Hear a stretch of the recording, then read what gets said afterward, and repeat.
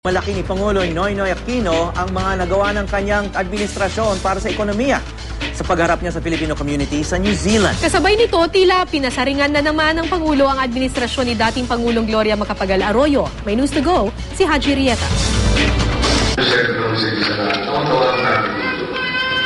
Para hindi mga kababayan na po natin sa Pilipinas, kagalan kababayan, katutubin.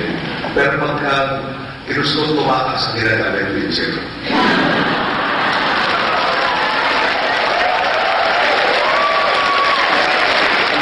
Ito ang mga tirada ni Pangulo Aquino na magtalumpati sa harap ng mga kababayan natin sa Auckland, New Zealand. Bagamat walang binanggit na pangalan, tila si dating Pangulo at ngayon Pampanga Representative Gloria Macapagal Arroyo ang kanyang pinapasaringan.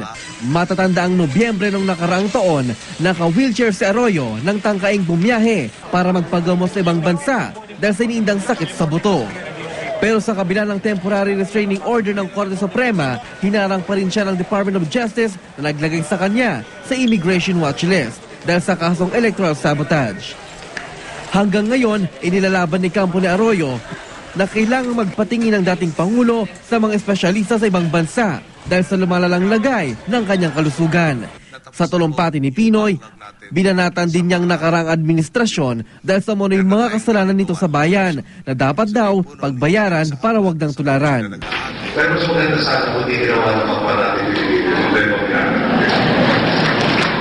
Pero wala na tayo magawa sa limits. Hindi natin magbayaran yung mga tao yung sa ating pumapayang sa Pilipinas. Kailangan natin magbayaran sila para manigurado na wala natutunan sa kanila. So kailangan natin makikita. Tayo hindi tayo pasensyon sa tayong tao, pero relasyon sa atin ang mga nangako sa atin. At ngayon na, kasi kung magandaan ang pangusod. Kasabay ng mga tirada sa nagdaang administrasyon, ibinida naman ng Pangulo ang mga nagawa ng kanyang administrasyon, kabilang na ang pagpapalago raw ng ekonomiya. Sinisikap pang kunin ng GMA News ang reaksyon ng kampo ni dating Pangulong Arroyo na naka-hospital arrest sa Veterans Memorial Medical Center dahil sa PCSO plunder case.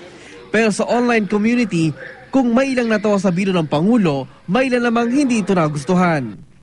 Ang isang Twitter user na ito, nagsabing naka-wheelchair daw siya at matagal nang gustong kumawala rito. Sa susunod, ipaubay na lang daw sana ng Pangulo ang pagbibiro sa mga komedyante. Pero may isa namang naniniwalang tamang Pangulo na hindi dapat gawing dahilan ang karamdaman para umiwas sa pagkakakulong. Haji Rieta, GMA News.